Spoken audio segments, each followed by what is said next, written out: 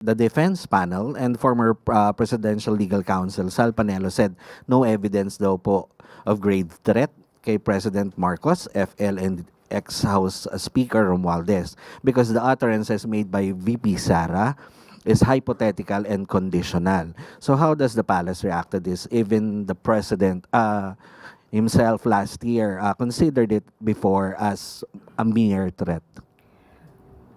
Ang pagbibigay po ng salita na kumausap na siya ng tao para patayin ang Pangulo, ang unang ginang at ang dating House Speaker, hindi po ito hypothetical. Nakita po ito. Hindi po ito gawa-gawang isip, hindi po ito pantasya. Sinabi po ito at mismong si Vice Presidente ay hindi pinapasinungalingan ang kanyang mga sinabi, ang kanyang pagbabanta sa buhay ng Pangulo. So wala tayong pag-uusapan tungkol sa hypothetical. Hindi po yan hypothetical.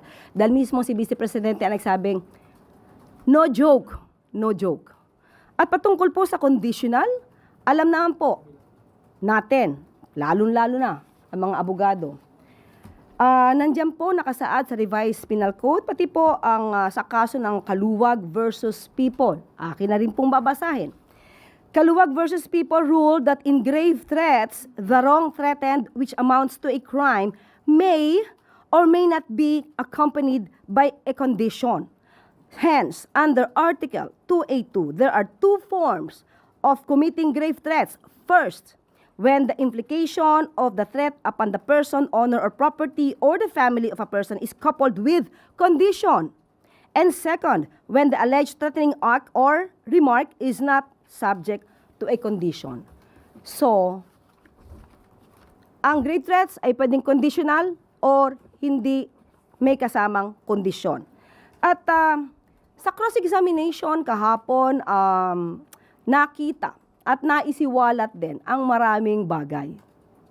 Unang-una, ipinakita po rito ang video ni Atty. Zoleka Lopez at ginajustify ng mga abogado ni VP Sara na ang reaksyon ni Vice Presidente ay patungkol sa di umanong oppression ng House of Representatives kay Atty. Zoleka Lopez na kanyang Chief of Staff.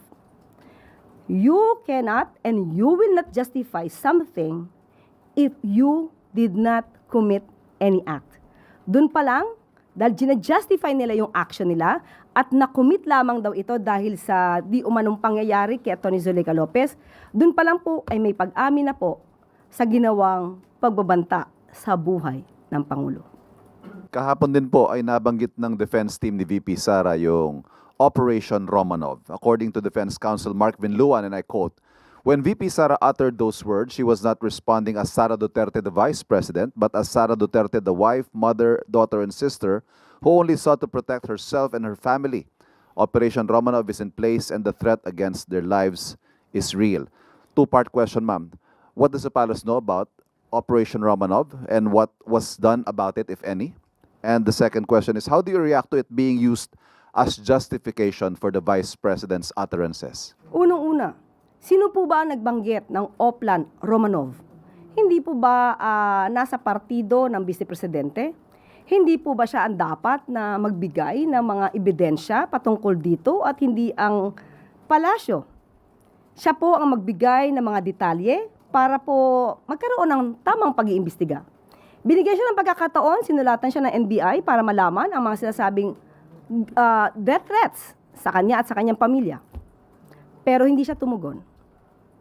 Hindi po kasalanan ni Numan kung hindi magkakaroon ng anumang tinatawag nating existence, yung sinasabing Oplan Romanov, dahil mismo ang Vice Presidente na nagsabi nito ay hindi ito napapatunayan.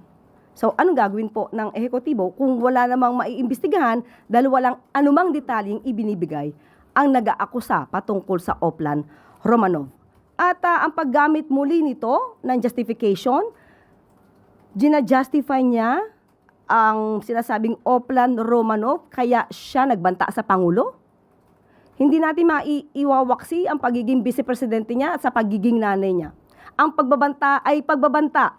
Sino ka man, nagbanta ka sa buhay ng Pangulo, Kahit ikaw ay isang nanay, ikaw ay isang vice-presidente, walang pagkakaiba yon. Nagbanta ka pa rin sa buhay ng Pangulo.